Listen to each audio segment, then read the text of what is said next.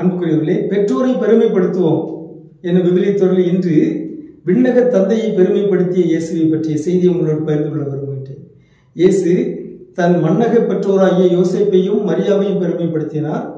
தன்னுடைய விண்ணக தந்தையாகிய கடவுளையும் அவர் பெருமைப்படுத்தினார். அதை பற்றி பல செய்திகள் விவரித்திருக்கின்றன. எடுத்துக்காட்டாக யோவான் நற்செய்தி 5ஆம் அதிகாரம் 30வது இறைமொழியில் இயேசு சொல்கிறார், நானாக எதுவும் செய்ய இயலாது, என் விருப்பத்தை நாடாமல் என்னை அனுப்பியவரின் விருப்பத்தையே நாடுகிறேன் என்று இயேசு சொல்கிறார். இன்னொரு இடத்திலே சொல்கிறார், என் தந்தைக்கு உகந்ததையே நான் செய்கிறேன், தந்தையின் விருப்பத்தையே நான் நிறைவேற்றுகிறேன்.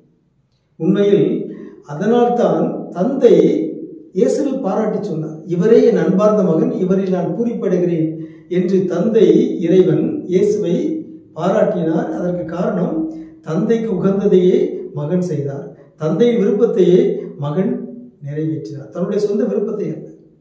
இன்றும் நாம் பார்க்கிறோம், சில குடும்பங்களில் ஒரு இளம்பெண், ஒரு இளம் மகன் தன்னுடைய கல்வி, தன்னுடைய வேலை, தன்னுடைய திருமணம் ஆகியவற்றில் பெற்றோருடைய விருப்பத்தை நிறைவேற்றுகிறார்கள், தங்களுடைய விருப்பத்தை அல்ல, பெற்றோருடைய விருப்பத்தை நிறைவேற்றுகிறார்கள்.